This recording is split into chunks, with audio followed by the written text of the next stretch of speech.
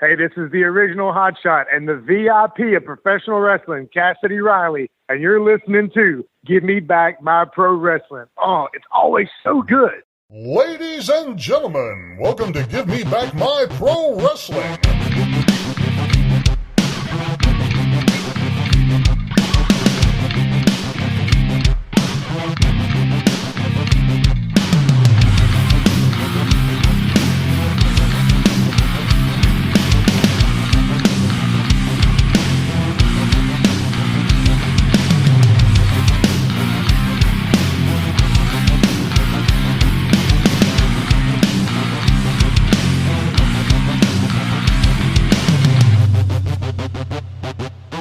For those who don't know, now you know, baby. This is Hot Rod Biggs, Jared, Jimmy Street. We're going to take them to the limit one more time, baby, right here on Give Me Back My Pro Wrestling. Ladies and gentlemen, welcome one more time to the Give Me Back My Pro Wrestling podcast. And today, once again, we have an amazing episode. I really feel like we're kind of hitting our stride here, Jut. So anyway, welcome to the show, my co-host, my brother from the same father and mother, Jared, the Plastic Sheik Street. What's up, brother? Yeah, I'm looking forward to today. It's going to be a good conversation, I think. You know, Yeah. we this guy that's been in the business. He WCW, WWE, WWECW, whatever you want to call it, TNA, OVW. Yeah, I mean, yeah, whatever you want to call it. So I mean, he's been around. He's been on the Indies. I mean, he's got some experience and should have some good stories for us. And Plus, he's an incredibly nice guy. I can't even tell you. I'm going to tell him later in the show, but he's on my Mount Rushmore for nicest guys in wrestling ever. Because, I mean, Joe Gomez is one of them for sure. I had him on the Wolfie show. And then, of course, Cassidy is also very nice. Yeah. I just was like, you know what? It would be cool to have him on. So many people during this time. And, of course, one thing we would love to say is Merry Christmas, but we'll get to that. But everybody does a Christmas or whatever episode for this time of year, and I just didn't really want to do that. I just kind of felt like, why don't we give them a gift instead of making it a show? Let's give them a gift. So, hey, I hope y'all love Cassidy Riley. He's a great gift to anyone. He's got a gift. Man, I'm just excited to have him on, and, hopefully everybody enjoys it as much as we do. So. yeah, hopefully he's just in a talking mood. I'm sure he will be. You've talked about how nice he is. Anybody that's nice to my brother, I'm cool with. So, well, ditto. Yeah. So, well, with that being said, our last episode we had the wrestling superheroes, and from what I can tell from downloads and listens and all that, and views and all that, seems to be really well received. I think Cash with his podcasting debut, I think he did pretty good. What about you? yeah, I think we've definitely got Colossus cast in a future movie with a wrestler if we need to. So yeah, maybe Cassidy Riley could be Colossus. Hey, Cassidy Riley, Colossus, yeah. Oh man, he would be, Cassidy would be a great superhero, man. But anyway, yeah, so Cash, obviously, it's funny because you and I will text back and forth with him. I'm like, hey, yeah, this guy said this about the show, and it's crickets. Yeah.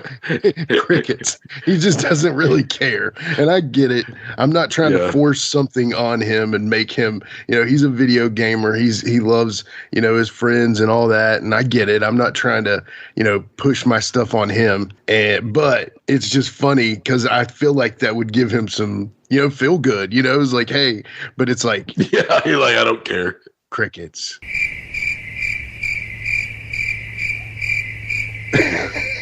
And yeah, so I mean, whatever. I think he could do it if he wanted to. I mean, dude, everybody's got a podcast. You know what I'm saying? Why not have one? But seriously, long story short, get out of school, get a career, then do the podcast. I'm just saying that was his first time. And it was pretty funny because, he seemed like he was a natural. The cool thing that I heard everybody say is it sounded like we were having a lot of fun. And also, the rapport with us is easy because that's just a recording of one of our conversations. Just yeah, we could have just been sitting there talking about that and that's just recording. Basically, that's kind of what I like about this show, is all of my shows it's just an audio conversation. That's the deal, even our interviews where we do specifically ask questions directed at them, we also want them to be able to conversate. They can direct the conversation as much as we do, so. I mean, seriously though, you look at even our biggest guests we've had, Greg Gagne and Magnum and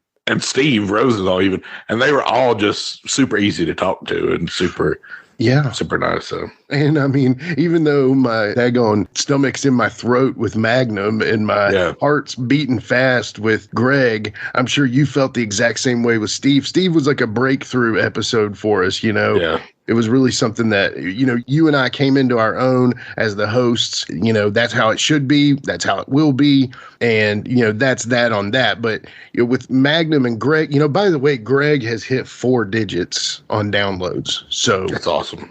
I mean, I don't want to, obviously, I don't really, it's tacky to just say specifics, but we were super impressed by that. The other thing is the What If episode on YouTube with the Ultimate Warrior and Sting. That one has blown up. Oh, I know. 25,000 views on a short we made. 25,000. I mean, yeah, it's just like, what? Something we're doing is cool and something we're doing is right. So we'll go with that. We'll take it. Yeah, but it makes a guy want to there's only so many what ifs we can do, you know what I'm saying? To keep it at that quality of a level. And I really feel like the Sting and the Ultimate Warrior one wasn't really something that a lot of comments were like, oh, I never thought of that. Oh, I never thought. I'm like, that's what we're here for. Well, anyway, I think, do you have any more you'd like to add before I... No, let's get this interview going, man. Let's go. All right. We'll be right back after these messages with our Christmas gift to you, the VIP, Cassidy Riley. This episode is brought to you by Indeed. When your computer breaks, you don't wait for it to magically start working again. You fix the problem. So why wait to hire the people your company desperately needs? Use Indeed's sponsored jobs to hire top talent fast. And even better, you only pay for results. There's no need to wait. Speed up your hiring with a $75 sponsored job credit at Indeed.com/podcast. Terms and conditions apply. Wish you could become a morning person? You know the type, up before the sun, early morning runs, first one to the office with donuts and a smile. How do they do it? Easy. With the new Galaxy Watch 8, sleep tracking and personalized insights from Samsung Health help you improve so you can wake up to a whole new you. One who, dare I say it, skips the snooze? It's possible. Train your sleep with Galaxy Watch 8. Learn more at Samsung.com. Requires compatible Samsung Galaxy phone, Samsung Health app, and Samsung account. Hey, the vibes are slipping. I think it's time to bring out the Velveeta shells and cheese. The holidays are a time to go all in on indulgence. Headline your meals with the rich, creamy meltiness of Velveeta shells and cheese and satisfy your holiday cravings like no other. Bring that main course energy to your side dish. Celebrate extra with Velveeta these holidays. No one should have to choose between their own safety and their pets. But nearly half of domestic abuse survivors delay leaving because they can't bring their pets with them. Purina is helping to create more pet-friendly domestic violence shelters through the Purple Leash Project, so survivors and their pets can escape and heal together. Visit Purina.com/purple to learn more. Are you a pro wrestling fan? Well, stop by Captain's Corner, where you can get autographed photos, cards, magazines, and figures from all of your favorite wrestling superstars of the past, present, and future. You'll also be able to participate in live signings in the weeks and months to come. Make sure to stop by Captain's Corner on Facebook and give us a holler. Remember, cheers to the working man. Ladies and gentlemen, welcome back to the Give Me Back My Pro Wrestling podcast. Thank y'all for sticking around. Of course, this is a very important episode to us because we got my buddy Cassidy Riley on the show, the VIP. What's up, brother? How are you today? Man, I'm doing fantastic. Thank you for having me. I'm excited. I get to be the year-end guest, the last show of the year. And so thank you for a huge honor and allowing me to close your guys' year out on your show. Oh, man, the honor is all ours, brother. So, anytime we can have a actual professional wrestler on the show, we're going to take advantage of that. So thank you for coming on, man. Yeah, my pleasure, man. Thank you guys for having me. So how you doing, man? How's things going with you, brother? You doing all right? Good. Man, everything's good. Everything's been real good, real busy, last part of the year. Several shows. Myself and Bam Bam Malone are tagging down Bayou Independent Wrestling, which is based out of Louisiana. We won the tag belts last month. So going into the new year, a current tag team champion. And I don't know, at 46 years old and getting close to 30 years into this business, I'm going to tell my age a little bit here. Those opportunities are special, and you appreciate them more and more as they come along. So everything's been good, man. I have no complaints, in just kicking along and seeing how much longer I can keep kicking. Man, that's awesome, Cass. I saw that on Facebook, man. I saw maybe his Instagram or something. I saw you with the titles and Bam Bam there. That's really cool, man. I'm a co-host on the Wolfie D podcast as well. Everybody knows that. I talk about it too much, probably. But what? No. Anyway, that being said, on that episode we had you on earlier in the year, you were saying, I think I'm going to be wrapping it up. But now you're the tag champs, man. So, hey, congrats, brother. You know how wrestling is. Anybody that's been involved in it for any length of time, it's such a roller coaster. And just when if you think you're about ready to get out, or you're trying to get out, it'll throw you one of those little dangling carrots, and like, maybe just a little bit longer, maybe just a little bit longer. But at some point in time, everybody has to be realistic, and I'm at that point. My career is definitely, as far as full-time in the ring and actively in the ring, is really drawing close to an end, and there's no doubt about it. I can still do it, but man, it hurts a lot worse. It takes a lot longer to get over, but I still love it, and I still appreciate every aspect of it. So I'm just treasuring, the matches that I do have left, the time that I do have left to actively, be at every show or every other week or every month, whatever the case may be for the promotion. Doesn't mean I still won't come in and visit. Doesn't mean, I don't want to be able to help out somewhere behind the scenes. And, I'm kind of transitioning. I'd like to kind of transition into some other avenues of the entertainment industry. So there you go. Yeah, man. Just, you want to break a little news? I'll break a little news here on Give Me Back My Pro Wrestling podcast, but I can't say too much. But I just recently finished filming the Iron Claw, and what a great experience. And so that stuff like that is more what I'm wanting to transition to be able to do post wrestling, and when I do finally decide that it's time to give it up for good. Brother, that is awesome. I didn't know that, man. That's sweet, man. Nobody does. Congratulations. We broke a secret on your show. Woo! So if I get fired from the movie now, it's because of you, and I'm going to blame your podcast.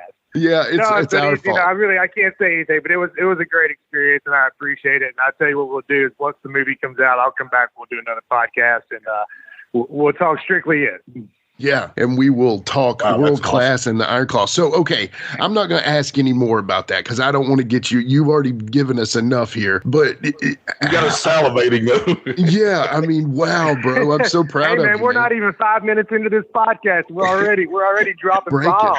Yeah, breaking. I love it. I love it. Shoot, man, everybody, watch out. Yeah. So, okay, I don't even know what to go next now. Everything is just rip up my work here. Okay. Well, bro, that is super cool. Yeah. Awesome, man. Thank you. I appreciate it. I'm excited. I'm excited about it. I'm excited for it to come out in all aspects. It was a great experience. Well, so we've even been talking about this movie since the beginning because this movie is exactly what this podcast is about. Give me back my pro wrestling, and the whole point of it is that me and my brother are just recording our conversations. You know what I'm saying? That's all we're doing here. Right. So it seems like that movie, and again, I'm not asking for any more than you want to give, but what I'm saying is it seems like that movie is really paying attention to detail on stuff. So I'm happy for that. Yeah. Thank you, man. And like I said, I'm excited to see the final product, as well as I know there's going to be a lot of other people out there that are too. Oh, yeah, definitely, dude. That's really cool, man. So, all right. That's it for Give Me Back My Pro Wrestling. There's nothing more to say. Where do we go from here? No, here's where we go. Okay, so this is the Christmas time of year. And so what we're going to do right now is we're going to go back to the very beginning. All right, now, ultimately, I like to do very deep research all over the internet, but sometimes the starting or the ending point for me is Wikipedia. Now, I know Wikipedia isn't always correct because anybody and their mother can go on there and change whatever it says. But here's what I'm saying. I read something on Wikipedia here about you, and I'm just picking some interesting pieces, but it says in the early years that you became interested in wrestling at the age of 6 after seeing a gory picture of Abdullah the Butcher in a PWI issue. And at the age of 8, you actually received a pair of tights from your mother and aunt as a Christmas present. So it's Christmas right now. Tell us, is that true? That every bit of that is true. Yeah, and I agree with you on Wikipedia. And what's funny about Wikipedia is somebody had sent me a link to my page at one time, and I got to reading it, and there was, several things that were incorrect, and so I was going to go on there, and I was just going to fix it for them. And then they ended up kicking me off for like a year. They wouldn't even let me edit nothing for a year. I don't know who I pissed off by doing that, but I was just trying to help them. Yeah. Give them some credential. But that's true, man. That's exactly true. Saw that picture of Abdullah, and I can still remember it, like, to this day, like it was yesterday, because it changed my life. And it opened a world of these, mythical creatures and just this storytelling that was incredible. And as a 6-7-year-old kid, man, it just captivated me. Sat down, would watch every wrestling program on TV from start to finish every week. And back then, Monday, Tuesday, Wednesday, Thursday, almost every night of the week, you could catch some type of wrestling program. So, that's all I did. And then, now, that was probably one of my favorite Christmas gifts ever as a kid. And somewhere there's a picture running around with me in those wrestling tights that my mom and my aunt made awesome. With some bandanas on. Dressed up like the Rock and Roll Express. Yes, sir. Yeah. Awesome, man. Were you Ricky or Robert? Man, I loved them both. Either one. I was such big fans of both of the guys. But what was so funny is and back then, like, the wrestlers never did an autograph signing hardly ever at the events. Right. Mid-South was in town, and they were going to have an autograph signing with the Rock and Roll Express. So I'm like, oh my God, this is fantastic. So I'm standing in line with a million, it was probably a few thousand other people, mostly women. And when I get up there, I didn't have anything for them to sign. So I just took my ticket envelope and ripped it in half and let them sign the inside where it was blank. And I handed the paper to Ricky, and I called him Robert, and he just looked at me and said, "I'm Ricky." Signed. It was just like, you could just tell, like, this kid don't even know who we are. And it killed me, man. It just crushed my soul. I was like, I'm so stupid. How could I do that? How could I call Ricky Morton? How could I call him Robert? And and I reminded him that years later, once I kind of got to know him, he laughed and Hoot laughed, and that's the great thing about this business in my career. Like, those guys that I idolized and got me into wrestling, later, Robert Gibson would become a very good friend of mine and be one of my trainers when I was in Ohio Valley Wrestling for WWE. So it kind of goes back to everything in my career has kind of been such, like, full circle. It would just go back one other, we can kind of touch on that just a little bit more. Like, so early in my career, I was able to wrestle in Dallas, and I was able to wrestle at the Sportatorium. So getting back and, then this deal come up with Iron Claw, it was so special to me because there was just another aspect of my career where it comes full circle back around. So it's been like that for years, and I'm telling you, and I think that's one reason I am content with it being too close to the end of my career. Is I've got to experience and do so much fun stuff with so many cool people, and to where, I'm just happy with what it's given me, and I don't want to stick around and try to take too much. Yeah, it does feel like you have really squeezed every bit of the drop of juice out of this sport you can get. It feels like, because I feel like you've just been everywhere, man. And I mean, you've had such a cool career. I mean, did you get to Main Event Mania? No, but hey, at the same time, I think you've done some incredible stuff, and I can't wait to get into some of this. But before we get into that, one more thing from Wikipedia, and then I'm going to stop. So it says you were initially trained by Lolly Dude, correct? But then you got a little finishing from Tommy Rogers and Terry Taylor. Now, before we get to Lolly and those guys, talk about what led up to that. Were you an athlete in high school? Did you play a lot of sports? What led you to wrestling? Yeah, I did. I was actually on a state championship football team, a state championship baseball team in high school, and a small school. But even in high school, I graduated high school when I was 17. Yeah, and I still really hadn't started feeling out a lot. It was after, my senior year, the football season, and I just decided I was at school only half a day. I still had the other half of the day to where a person was taking me, and, we were riding to school together. We're still in school, so I had like 3 hours. So skill time, I just got in the weight room, and I just really started kind of hitting the weights and trying to get in good shape. And I really didn't start putting on any size until after all of my high school sports days were over. It was in the second half of my senior year. I started kind of bulking up a little bit, but I just knew, man, I knew I don't know how to explain it other than I just knew that I had to at least try it because I loved it so much. And if I didn't try it, I'd always regret it. So just little ways I started trying to just chip away at it. Okay, so how do I do this? How do I get involved in it? I met some guys who were local wrestlers down here at the time.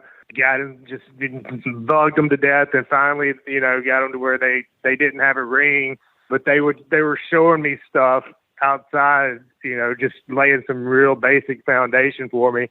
And then I got in touch with Lolly and them, and those guys were doing some TV in Mississippi and Louisiana and Arkansas area. And I just fell in, and he had a ring, so he started training me. And then like Terry Taylor and Tommy Rogers, they were coming in and doing the TV for them. So when they were in town, I'd get a chance to get in the ring with them some. So and that's kind of how it all came about. But I did play high school sports, but I think it was my love and drive for wrestling that really got me there. Yeah, because, I know a lot of guys, we always joked around high school that we were the Four Horsemen, or, we would always walk around acting like we were wrestling. And there is even like an unofficial version of WCW walking around the halls. The funny thing is we're close. You're November 21st, 76. I'm not trying to dox you. My son just taught me that word, so I don't even know if I'm using it right. I'm actually November 28th, 1978. So I know the exact feeling graduating when I was 17, because you probably started when you were 4, right? You were a November baby. So yeah, I know that feeling too. So, okay, then you meet Lolly and you start learning some stuff. What was your initial idea now again, I know it gets shot down as you meet other people and you start to tune your craft and stuff, but what was your initial idea for what you wanted to be in pro wrestling? Obviously, probably the top guy, but you know what I'm saying? Like, what was your character idea? Did you have a specific idea in mind? I really didn't have a character idea at all. I just wanted to learn, and I would see guys. I don't know. To me, it was always more important about learning, and it's kind of taught to me, learning the business. And then everything else will kind of come as it comes. But if you don't have good foundation and good fundamentals, nothing else matters after that. And so, to me, that's how you train the guys who end up becoming the workers of the workers. That's almost all of them. The guys that I idolize, Dr. Tom Pritchard, and the guys who can top trainers now that teach the best workers. I think that's how they start, and that's kind of the fundamentals they instill in their kids, and it just has that system always seems to work no matter what. You may not have the brightest lights of your career. You may not headline WrestleMania. You'll always have opportunities. You'll always be able to pick up the phone and get work if if you have those foundations and those fundamentals. So, and I really wasn't creative enough at the time to have a character. I was trying to do all I could to learn the holds and the moves and how to do them right. Yeah, for sure. I was focusing on that more than anything. I know the story here basically because what's happened is Lolly did the main training, and then you've had Terry Taylor and, like you said, Tommy Rogers finishing touches and stuff and additions after. But your body is very similar to Tommy. I think you guys have a very similar look almost now, and he's one of the guys that's always had a great physique about him. So that's a definite compliment, by the way. So well, thank you. Yeah. And Tommy, man, I don't think Tommy gets enough credit for his He doesn't. Yeah, he definitely really doesn't. He had a great drop kick, a great punch, and man, he had so much fire. I remember him telling me a story one time that when they first got to, it was either the Mid-Atlantic or the Georgia TV, he was real young before he was one of the Fantastics. He was just coming in and doing some preliminary matches. He was doing a tag match with somebody else, and they got in there and he just started firing up, and they couldn't cut him off. Like he just kept firing up, and they just couldn't stop him. And that's kind of what led him to getting noticed.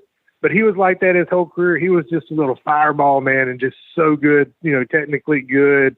Yeah. And like I said, he just doesn't get quite the recognition that I feel like he deserves. Yeah, so on here we've got like a theory. It's called like Sons of the Road Warriors. So basically you take the Powers of Pain, you take Demolition. Even though these guys are sometimes even older than them, their gimmick is the reaction to the Road Warriors. And so Tommy is one of the sons of the Fabulous Ones. You know what I'm saying to me? If that makes any sense. That makes total sense. I could totally see that. Yeah, and those guys had similar characters and similar work styles and gimmicks and all of it. So yeah, I could totally see that, and I would agree with that.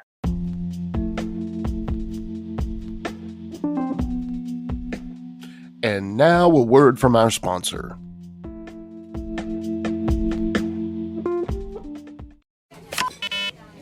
Did my card go through? Oh no. Your small business depends on its internet, so switch to Verizon Business. And you could get LTE business internet starting at $39 a month when paired with select business mobile plans. That's unlimited data for unlimited business. There we go. Get the internet you need at the price you want. Verizon Business. Starting price for LTE business internet, 25 megabits per second unlimited data plan with select Verizon Business smartphone plan savings. Terms apply. Are you a forward thinker? Then you need an HR and finance platform that thinks like you do.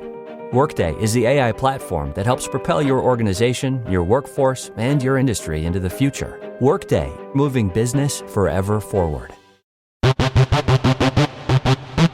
Ladies and gentlemen, welcome to Give Me Back My Pro Wrestling, the podcast that's based on the old school but can still help you find the good stuff from today.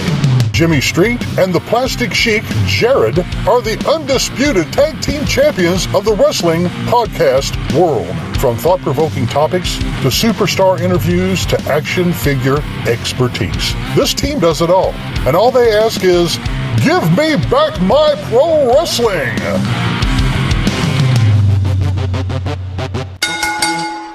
Every other Thursday, wherever you listen to podcasts. This episode is brought to you by Nature's Bounty. Nature's Bounty believes your body is brilliant, naturally designed to thrive, inside and out. For those always looking for new ways to support your health from head to heels, Nature's Bounty has a range of over 400 vitamins and supplements born from 50 years of trust and care. Nature's Bounty. It's in your nature. Visit naturesbounty.com to learn more. Okay, Chad. Today you're gonna drive the all-electric Toyota BZ. But my electric vehicle phobia. I'm not ready, Dr. Ross. I believe in you. Oh my gosh. We're inside it. Try to take deep breaths, okay? The ventilated seats, they're touching me. You can do this, Chad. Drive the car. How do you feel, Chad? I feel cured. Woohoo! I'm doing it! I'm doing it! The all-electric BZ. One drive can change your mind. Toyota. Let's go places. The Fabulous Ones to me are definitely the start of something, but then the rock and roll, then the rockers, then the midnight, the midnight rockers, I should say. And then of course the Fantastics. And at first I didn't like them because they were replacing My Rock and Roll Express. You know what I'm saying? But then you lose that and you're like, okay, these guys are great on their own. They're kind of their own thing, So, and Bobby Fulton and Tommy Rogers, man, what two great, there's such a great tag team. And to me, I know Bobby's still around. It's such a shame that Tommy's not around still. I hate to hear, that he had passed and stuff. And did you have much contact with him throughout his life? Yes, we kept in contact a little bit. The last time I saw him was when WrestleMania was in New Orleans, and they had a Mid-South reunion down in New Orleans that same year, and he had came in, and we had hooked up at one of the shows that I was on. He came to see me, and we got to visit a little bit, and that was the last time I got to see him. Yeah, it's a shame, man. Which was probably a year, maybe 2 years before he passed away. Yeah. I'm horrible with dates, man. It's okay. It's horrible with dates. That's what Wikipedia is for. No, I'm just kidding. That's a bad. Anyway, just don't edit it. Yeah. You just don't edit it. That's right. Exactly. You'll get kicked off for a year. Yeah, don't do that. Don't get kicked off Wikipedia. If you want to know how to, ask Cassidy, but other than that, don't get kicked off. Anyway. Yeah. I'm the Robert of this pair. Jimmy's the Ricky. And I had brown hair. He had blonde hair. So it was a natural fit for us. Yeah, we both had mullets. Yeah, we both had mullets at one time. We'd be very stylish now. Sweet mullets, man. Yeah, those were sweet. Mullets. I had a few. I even remember like the short hair on top with the perm in the back. You boys have a perm? Yeah. I had a natural like waviness to my hair, so I didn't really need a perm. I had the rat tail, so it was like a mullet with a rat tail added on. So sweet rat tail. Cassidy, so I was falling down a YouTube rabbit hole watching some of your matches, and I came across one from WCW Saturday Night where you wrestled Hale with Jimmy Hart. And man, that just looked like a rough time, and the finish. You tell you a story on that? Oh, absolutely, absolutely. We got to say a story on that. That was my very first loop in with WCW. My very first WCW show was the spring break show at South Padre Island. So if you're going to go in, what a better way to go in than the spring break show of the year, right? So we go down to South Padre Island, and when we pull across the bridge going into the island, I mean, there's just cars everywhere. Keep in mind, still my first WCW show, so I'm like a kid at a candy store. We get to the hotel, we get out, we're going inside, we're checking in, and just fans everywhere. And it was just spring break with a bunch of wrestling fans. It was awesome. Yeah. Plus, I was getting paid really good to be there. At the end of that loop, we were doing that show was in Beaumont, Texas, and we did Nitro on Monday, Thunder on Tuesday, and Beaumont on Wednesday, I believe is what it was. And that was for the Saturday night show in Beaumont.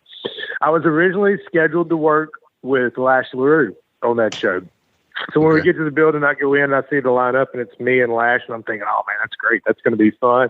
We had like 8 minutes, me and Lash at 8 minutes, about the same size. We ought to be able to tear it up. Then I come back later, and Mickey J's erasing the board, and I see he's erasing my match, and I'm like, oh, man, what happened? And then he rewrites it, Cassidy versus Hale. And I knew Emery previously. We actually wrestled together in Mississippi when we were both starting. Sweetheart of a guy. So, and it was the first time I'd got to see him in a couple of years. So I go, and he's like, oh, man, I heard they switched it to me and you. And I'm like, yeah. He's like, dude, I'm sorry, because, it's going to be lights out in 30 seconds because they're just giving him this monster push. But what come to find out, Frankie Lane was originally supposed to wrestle Emery, and he didn't want to do the stretcher job. So he went and had it changed, and then he worked with Lash, and then I did the job with Emery, which I didn't mind because Emery was my friend, and I was, like I said, it was my first WCW trip. I was going to do whatever they told me to do anyway because I wanted to come back because they were paying me good. And then, but that's kind of the backstory on that. It was fun. Emery was a great guy. He's another one of those guys that was taken too early from us. Oh, yeah. I think he, at one point in time, he had potential to be a really big star. Yeah, he had that monster look. It was He was a monster, man. Whew, he was a big guy. At the end of that match with the spike pile driver, I was like, oh my God. I was like, yeah. My mom was there. She thought it was real. Oh yeah, I bet. She was so upset. Yeah, that just shows how much trust you have to have in the person you're in the ring with to just to go with it. Yeah, his legs were so big. I don't know if my head could have really That's a good point. match Yeah. if he wanted them to. You know what I'm saying? Yeah. But and like I said, I'd known him previously from stints. We had worked shows together in Mississippi, and I trusted him. He was a good guy. Yeah, but he could have, really, if he had hit the right thing, he could have probably been something big. But no, he could have been a huge star. Yeah, and they were kind of building him to that way. I think he made his debut for one night. He appeared on Raw and destroyed some people, him and Jimmy, and then I don't know what happened after that. They kind of just pulled the plug on it, and it wasn't long after that. He had passed away. So I don't know. Maybe the company saw something. I'm not sure what it was, but that guy had the size and potential to be a big star. And it's some of that time in WCW and everything like that. That's when Russo and Bischoff were kind of back and forth as far as who was controlling things. So Well, yeah, and I mean, come on, let's be real. WCW let Steve Austin go. You know what I mean? Sometimes their judgment on talent was not the absolute best. Yeah. They let Triple H go. Two guys have become two of the biggest stars in the history of the business. Kevin Nash, they let him go on his first run. Scott Hall. So their track record at times was not the best. Right. Yeah. Absolutely. Couldn't say it better. And how cool was that, though? Because, I mean, we're both Southern boys here. We're, from Virginia, obviously the top of the South, and you're from Louisiana, which is literally the South, the bottom of the South. Yeah, well, I mean, you're the South, you know what I'm saying? So send us some boudin while you're at it. But anyway, so how was it getting that with WCW, man? I mean, I know that was like our wrestling, right? I mean, I assume that's the same for you. Oh, yeah. Oh, it was incredible. It was I was so excited. Byrd Prentice had a deal where he was bringing in some of the power plant guys because I was working Nashville at that time, and man, we were working sometimes 4 or 5 nights a week, and we were steadily doing shows. We had a nice little territory built up. Byrd had regional TV, so they would send some of the power plant guys in and start getting some experience before they would go up and start making their debuts on, whether it be Worldwide or Nitro or Thunder or whatever it was going to be. So in exchange for that, they were taking a look at some of us who were at Bert's territory at that time and giving us opportunities to come up and do TV with them. It was really awesome. It was just that next step in your career where you finally get to go to one of the major companies, and now you're learning, okay, this is how everything's done up here. You're starting to see behind the scenes, how everything's put together, and all that affects what you do in the ring. Once you've had that experience, you can see. I mean, you have to learn all aspects of the business to be at that top level, I believe. So when you first time you see that big production and just several 18-wheelers full of production and satellite equipment and all that, it's like, man, this is incredible, and it was awesome. Yeah. Is there anybody like you could say, even when you were like at that first point with WCW, that you were like somebody that was a big star in the company that was just like amazing to you, that you're like, they didn't have to be nice to me, but they were just amazing? Well, one of the guys that comes to mind was Billy Silverman, one of the referees. Oh, and Billy was always really, really good to me. Billy was always kind to me. He'd let me ride with him. They took care of his rental car and hotels. So very cool. Billy was gracious enough. He'd pick me up and let me ride with him, and we would room together. And Billy Silverman, and he's a lifelong friend to this day. He's one of the close friends that I've made in this business, and I always appreciated him. And because he kind of gave people would see me with Billy and knew Billy was cool, they accepted me a little bit easier because of that. Guys in the locker room. So I appreciate Billy doing that for me. Yeah, Billy's kayfabing us on an interview, but yeah, I got nothing but good things to say about Billy. Billy, no, man. Tell him we don't bite, man. Call him out on it. Call him out right now. You can have all the time you need. I give you permission to just light him up. Okay, I'll do that. I couldn't do that to Billy, though. Anyway, so, you brought it up, man, and I don't want to get past that too far, is the Music City Wrestling. So if anybody has been able to be on YouTube lately and see anything from the history of Nashville, I think it's Brian Turner's VHS Rehab. How cool has that been to see all that cool stuff that you might have thought was lost to history? Dude, I'm so thankful that Brian has been able to find as much as he has and has been able to put it out there. We had so much fun during that era, and we had some really good talent. We were doing some really good stuff considering, the budget that we had to work with for the shows and the production equipment at that time.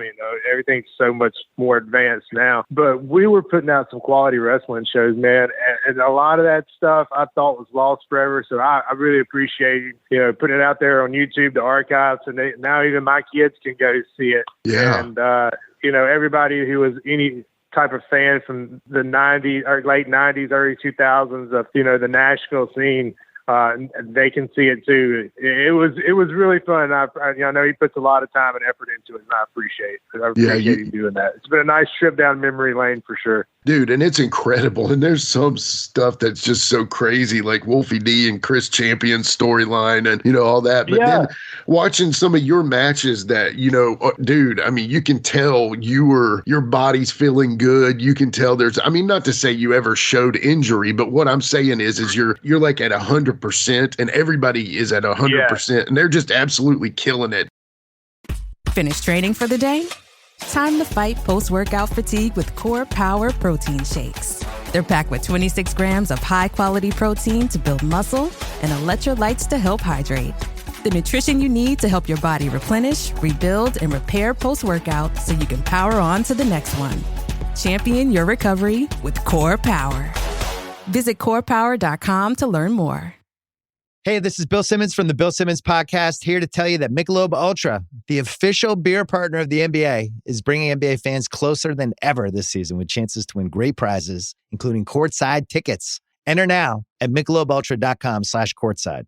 Michelob Ultra Courtside 25 to 26. No purchase necessary. Open to U.S. residents 21 plus. Begins on October 1st, 2025 and ends on June 30th, 2026. Multiple entry periods. See official rules at MichelobUltra.com/courtside for free entry deadlines, prizes, and details. The family that vacations together stays together. At least that was the plan. Except now the Dastardly desk clerk is saying he can't confirm your connecting rooms. Wait, what? That's right, ma'am. You have rooms 201 and 709. No, we cannot be 5 floors away from our kids. The doors have double locks. They'll be fine. When you want connecting rooms confirmed before you arrive, it matters where you stay. Welcome to Hilton. I see your connecting rooms are already confirmed.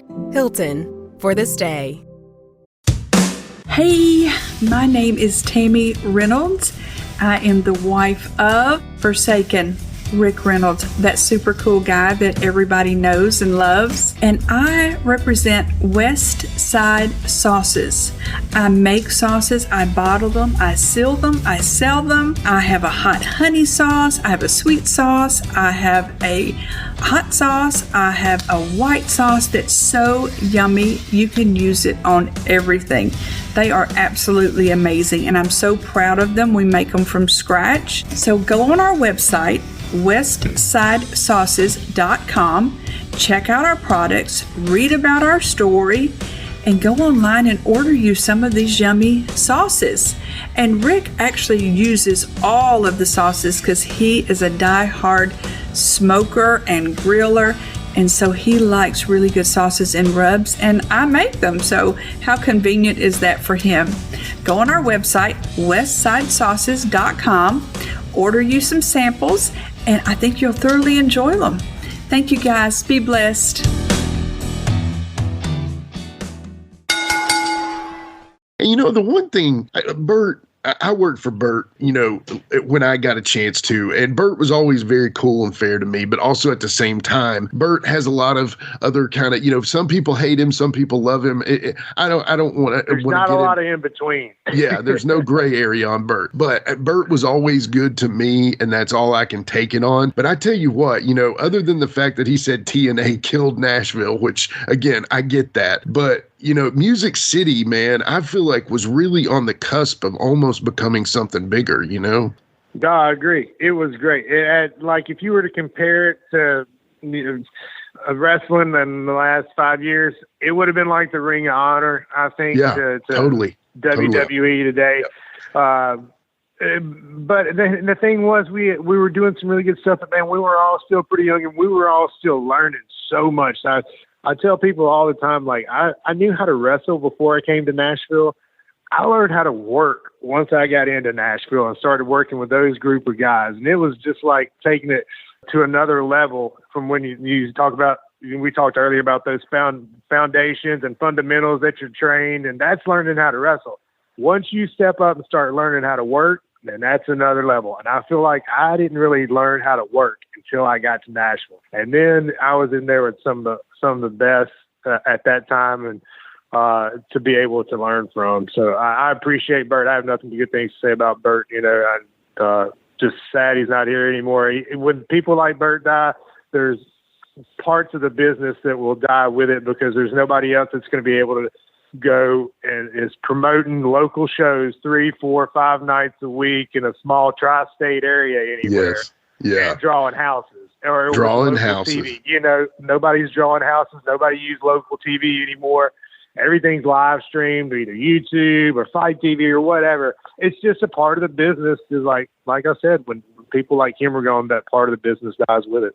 It does. And, he was a carny in the good sense of the term. You know what I'm saying? I mean, so many people are like, most of the time. Yeah, most of the time. Yeah. But you know what I'm saying? I mean, the double raffles and the certain things like that, stopping a match because he hadn't ran a raffle. And anyway, yeah, there's some funny stories there for sure. Bert one time looked at me, and I don't know that we ever met during this time, Cass, but I was working a Sheik gimmick early on as a manager, and I come out there and Bert looks at me, and I'm extremely Caucasian. There's no question about that. And Bert looks me up and down and he says, he's like, "You're pretty good, but we got to get you a new gimmick, kid." And I said, "Okay." And then Dutch Mantell tells me I need a new gimmick, and then we worked on a different gimmick. So anyway, going from there, Bert in Music City, and then obviously it morphed into USA Championship Wrestling, but right around that time, you're meeting guys like AJ Styles, Air Paris, all these guys. Talk about these guys. I mean, Air Paris is one of those guys, and I know we've talked about this a little bit on the other show. Air Paris to me is that name that is forever ingrained, like your name too. It's forever ingrained in a time frame that these are the guys that if you ignore these guys, you are not getting the whole story, basically. You know what I'm saying? Yeah. Well, guys like David Young, Air Paris, AJ Styles, Chris Harris, James Storm, Ron Killings hadn't made his big national debut, hadn't had that push lately at that time. Man, there's just so many guys in that time frame. Rick Michaels was another one of those great workers. Him and Storm had some really good matches. Oh yeah. But there was just such a group of guys there at that time between Georgia and Tennessee, and Bill Behrens was promoting down in Georgia, and of course Bert was in Nashville, where they kind of would swap talent in and out, a couple of big shows throughout the year. So you were seeing those guys pretty regular, but that's what pushed you to be better, man. You would see those guys and be like, man, they're good. And you would study them and watch what they did and the reaction they got. And that's what helped me grow as a performer. And then getting in the ring with them and going, and doing it in the ring with them as well, guys who just wanted to be the best, who got the business and was steadily learning and trying to absorb more, wasn't afraid to make a mistake, and sure wasn't afraid to fix it and do better the next time. Those are some of, my most favorite times in my career. Yeah. We're all just coming up, just giving it 100%, just cutting our teeth and learning. And they're all good people. Like, we had so much fun. We had just such a good group of guys together.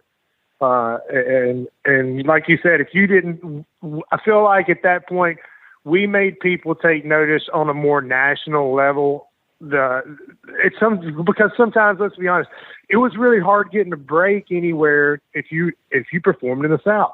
Right. And I used to say, like, you couldn't hardly get paroled out of the South into a major company. That for whatever reason, I don't know what it was. It was just so hard, to get a break if you were trained in the southern part of the United States. But I feel like that group of guys really kind of spotlighted it. Man, there's some really good talent down here who get it. You know, and I was just honored to be a part of that. And I loved working with AP. Air Paris was my first tag team partner before Chase Stevens, and we had a really good run with the New South. And, you know, Corey Williams and Ashley Hudson, that's another couple of guys that need to be on that list. Absolutely. If you didn't know what they were doing, you know, and hadn't heard of them at that time, you wasn't seeing the whole picture of one of the best tag teams or, you know, in the country at that time, because they were deadgum good, man. Me and Air Paris had matches with them, and I just learned so much from a psychology standpoint and how I watched them, how they developed those characters. And so Corey Williams got more heat, man, than anybody I knew at the time. It was just crazy. Yeah. I fell down to Ashley Hudson, Corey Williams rabbit hole the other night, and I was just like, okay, this is the next one I'm watching. And then I look at my phone and it's slowly depleting battery just because I'm watching increasingly amount of matches with those guys in it. And you're exactly right. Anybody that gets a chance, look up Cassidy Riley, look up Corey Williams, look up Ashley Hudson, look up Air Paris, look up all those names. Then you mention David Young, who honestly, I have a great story about him, Moonshine, and Hammerjack we'll tell that off the air. But anyway, they were impressed that this Appalachian boy could drink a little moonshine, and I was like, guys, this is in my blood. Come on, you know. I don't doubt any of those three names were enjoying every bit of that moonshine. Yeah, we were. So, you know, please go out there and look up those names, and you will be like, why are they not on the Mount Rushmore of wrestling at this moment? So obviously, AJ, what's funny is you hit on an interesting point. Some of the best wrestlers at that point had very Southern accents. Between you, James Storm, come on, man, you know what I'm saying? Frank, and then of course, and then AJ, of course, is probably the one that has it's the most Southern, and you know, his song even says something about won't get a load this redneck or whatever, and it's just like, what? But I love it. It worked. That song was initially wrote for Storm. James Storm song, and anyway, well, I hate to see that, you know, it all didn't work out with him getting into the WWE, but maybe things worked out the way it was. But we'll talk to James on his show. So that's right. With that being said, though, WCW R&B Security, talk about that. Was that just a way for you all to get a little screen time? Yeah, and it was a way to get us up there. And again, it goes back to seeing how the machine is run.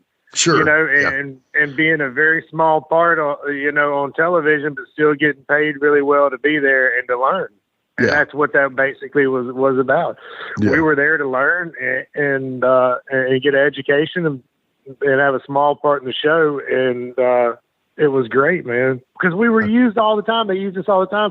So we were constantly figured in at some point in time to the show, and with a lot of the big talent, you know, Goldberg and Dallas Page and Hulk Hogan. Shoot, man, even if you just getting 20 seconds in the ring with those guys to feel that reaction from the crowd, you learn. And that was just part of it. It was just such a great learning experience, and to be able to have been blessed to have worked with some of the top guys that's ever been in our business too. Yeah.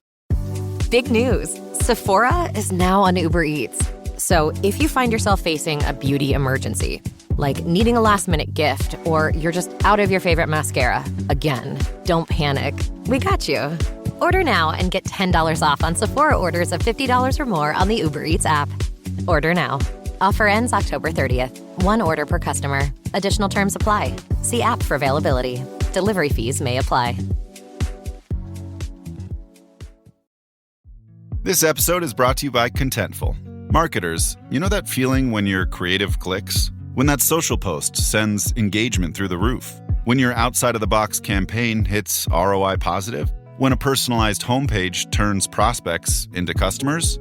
It's utter marketing bliss. Contentful helps you create tailored omni-channel experiences without working overtime. No stress, no limits, only possibilities. Get the feels at Contentful.com. Walmart Business is in the business of saving you time, money, and hassle. Whether your business started in a garage or is a garage, Walmart Business has the tools to help you get where you're going. Tools like free shipping, multi-user accounts, and just about any item your company needs. Even a double filtration cyclone dust collector. Yep, even that. Sweet. Walmart Business. It's the Walmart you love, now for your business. Learn more at business.walmart.com. Terms apply. Experience a membership that backs what you're building with American Express Business Platinum. Enjoy complimentary access to the American Express Global Lounge Collection and a welcome offer of 200,000 points after you spend $20,000 on purchases on the card within your first 3 months of membership. American Express Business Platinum. There's nothing like it. Terms apply. Learn more at americanexpress.com/business-platinum. New Icy Hot. Nighttime recovery. Relieves pain at nighttime while your body recovers. Icy Hot. You're so back. Listen up, you bunch of slack-jawed flea market freeloaders. If you think you know Memphis wrestling, you don't know nothing till you've heard the Retro Wrestling Review podcast, brother. Every week they're talking the real stuff. Lawler Jarrett, PG-13, yeah, and even my Moondogs. Watch long stories from the road, interviews with folks who were in the thick of it, brother. The blood, the beer, and the bail money. It's all on the Wrestlecopia Podcast Network. Go to uswapodcast.com or I'll come down there and I'll slap the taste out of your mouth. Moondogs are howling, the Moondogs are howling, the Moondogs are vicious and mean. Tonight the Moondogs are looking for trouble, and you can hear it in their scream. So stay out of the swamp, cause the full moon is shining big and bright, and you might run into a Moondog and meet your biggest fight.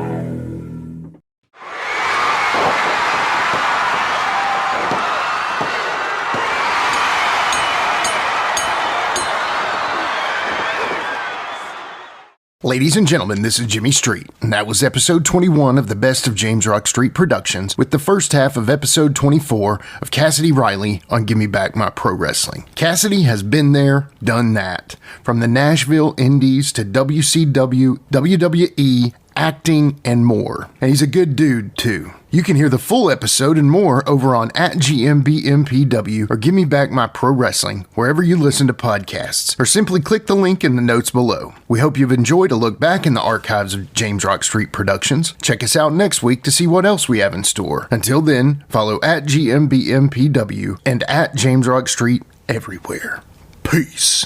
With a tear in my eye, this is the greatest moment in my life.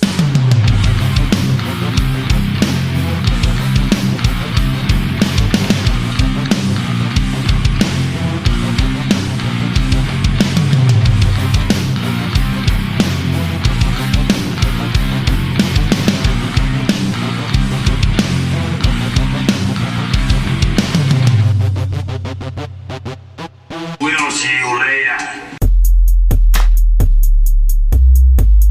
This has been a James Rock Street production.